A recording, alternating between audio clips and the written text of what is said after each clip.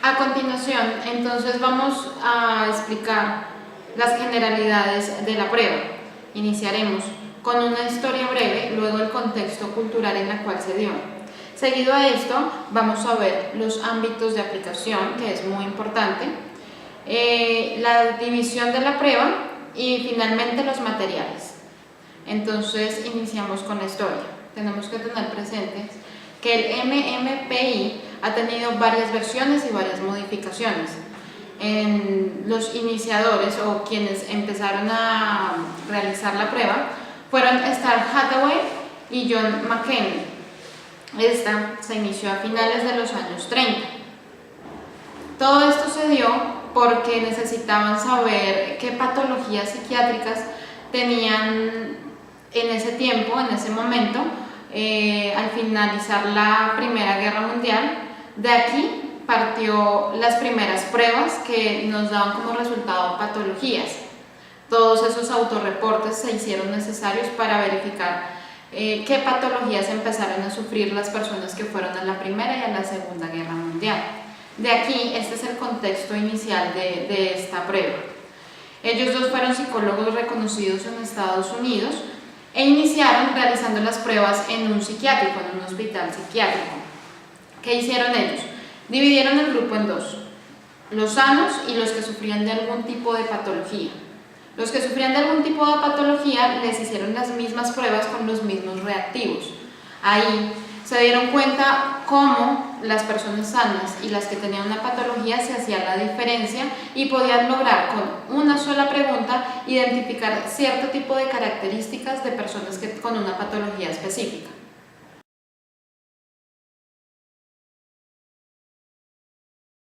El MMPI es una de las pruebas más utilizadas en el ámbito de salud mental.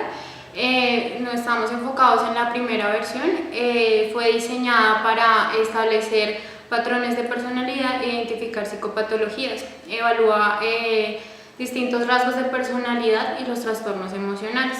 Tiene tres ámbitos de aplicación, que son el clínico, el laboral y el forense. En el clínico se utiliza para la evaluación de pacientes psiquiátricos y para diagnósticos de trastornos mentales. En el ámbito laboral se utiliza para la selección de personal, sobre todo en puestos que tienen que ver con alto estrés y altos niveles de estrés y responsabilidad, también en ocupaciones públicas y trabajos que exijan una madurez y una estabilidad. En el ámbito forense, en el forense criminal, lo que se hace es ir de mano con el abogado en la evaluación de los pacientes previos al procesamiento judicial. Se hace la asistencia al abogado con la evaluación de los pacientes y adicional la clasificación de delincuentes. En el forense civil, lo que se hace es determinar la idoneidad para los padres para ceder la custodia. También se determina si hubo negligencia médica o psicológica y si se ha causado estrés o daño personal a la persona.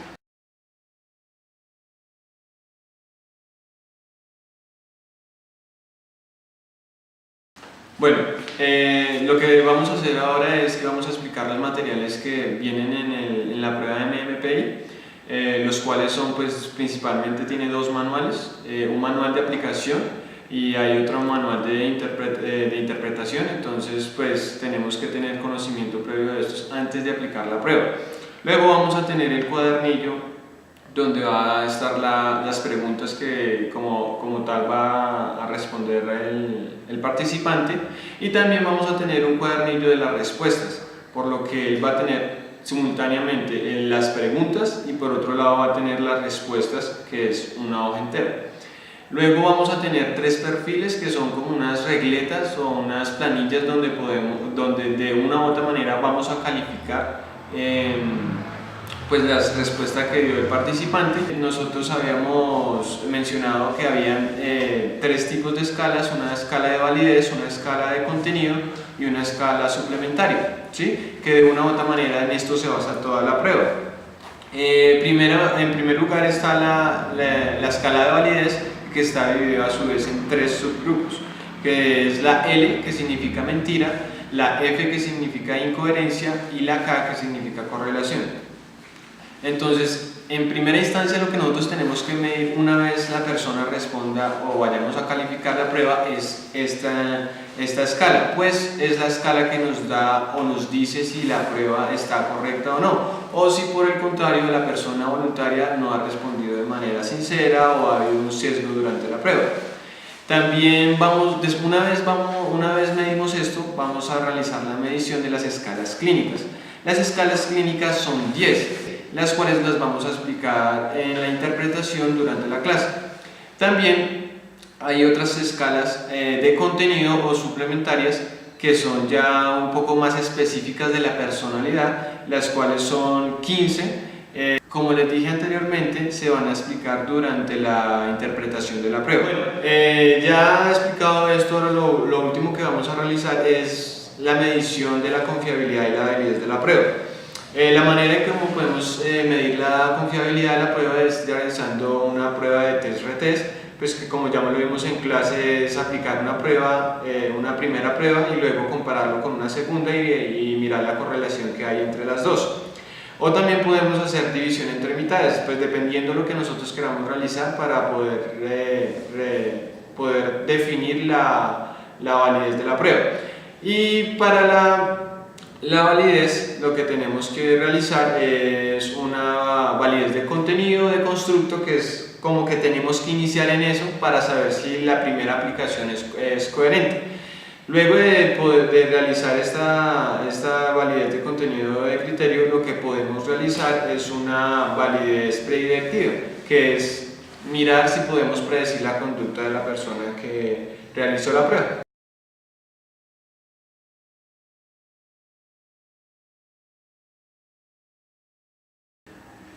Muy buenas noches, Camilo. Muy buenas noches. Bueno, el día de hoy vamos a realizar la prueba MMPI 1 en su primera versión. Entonces te voy a presentar una serie de recomendaciones que es muy importante tener antes de empezar con la prueba, ¿de acuerdo? Sí, señor. Bueno, en mi mano izquierda tengo todo el cuadernillo de preguntas. En la otra está el cuadernillo donde vas a generar las respuestas, ¿de acuerdo? Sí, señor. Es importante, primero, que tengas claridad de las respuestas. Entonces, te voy a recomendar que leas muy bien cada una de las preguntas. Cuando termines de leer, tan pronto termines de leer la primera, la segunda y así, todas las preguntas ahí mismo realizas la respuesta, ¿de acuerdo? Okay. En el cuadernillo tienes que rellenar el óvalo completo. ¿Es de verdadero o falso? Por favor, la rellenas muy bien, cosa que al calificarla no genere ningún sesgo en la respuesta. Únicamente la respondes cuando estés totalmente seguro de la misma, ¿de acuerdo?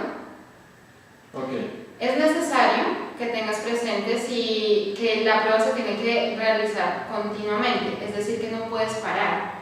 Entonces, si necesitas ir al baño, si te sientes nervioso, si no te sientes apto para realizar la prueba, podemos esperar antes de iniciarla mientras tú te calmas y ahí sí procedemos a realizarla.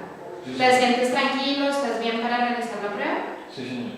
Listo, perfecto. Entonces te voy a pasar las pruebas.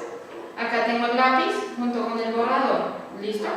En el transcurso de la prueba, si tienes alguna inquietud, alguna duda, por favor de una vez me la dices. Entonces, Camilo, recuerda que tienes el tiempo contado para cada una de las preguntas.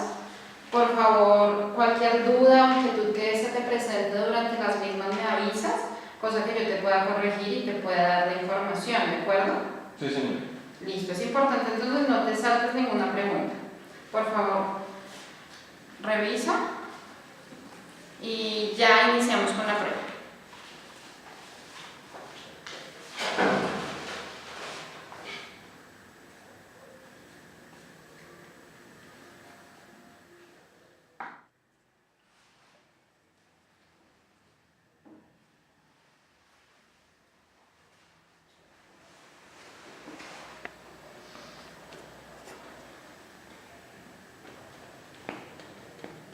Uno de los ámbitos donde podemos aplicar la prueba es en el ámbito clínico. Una de las patologías que podemos identificar es la depresión.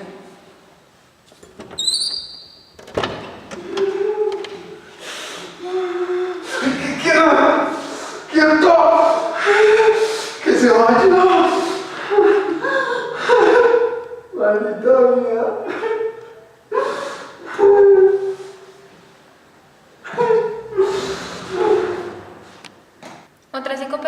una que se puede hacer evidente con la prueba MMPI es la esquizofrenia.